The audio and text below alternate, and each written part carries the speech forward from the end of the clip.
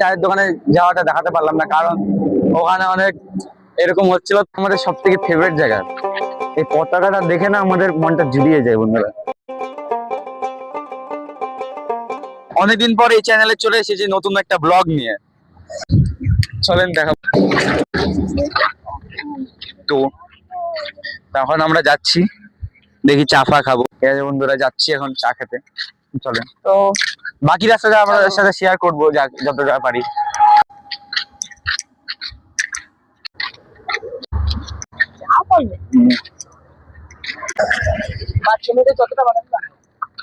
তো চলেন, যাচ্ছি যেখানে যাওয়ার।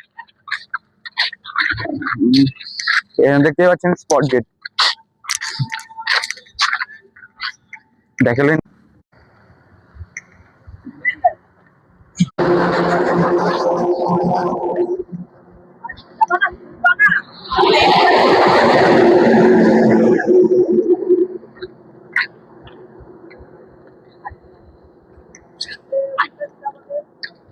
ওই যে সামনে চায়ের দোকান, ওই যে ওইখানে গাড়িটার ঠিক পিছনে স্টপে, বাস স্টপের ওখানেই চায়ের দোকানটা আছে বন্ধুরা।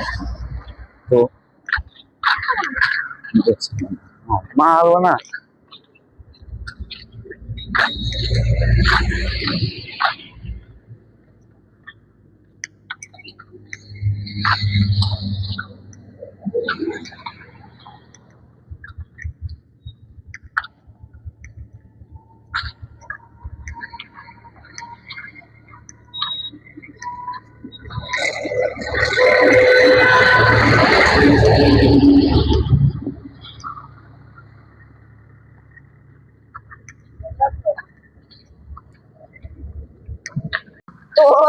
এই যে বন্ধুরা দেখতে পাচ্ছি, কচু বনে হেগে গেল কালো কুকুরে।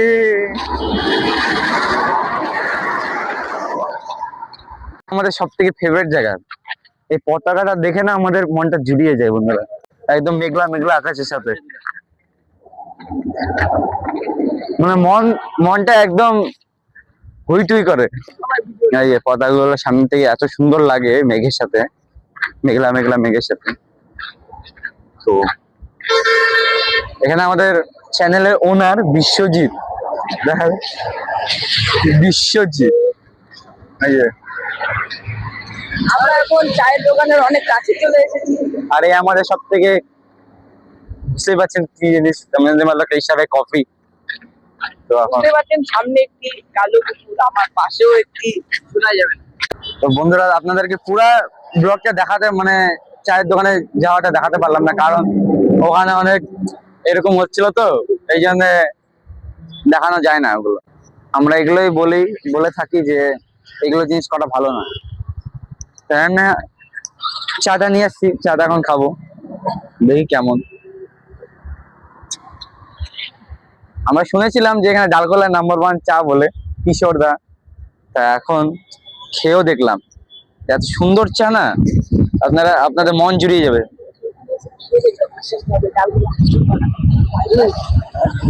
বন্ধুরা, খুবই ভালো।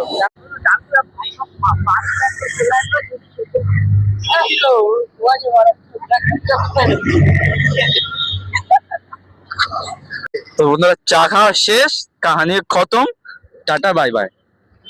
এই চা খাওয়ার জন্য টাটা বাই বাই। এখন আমরা যাবো আরো কিছু খাবো ওইদিকে।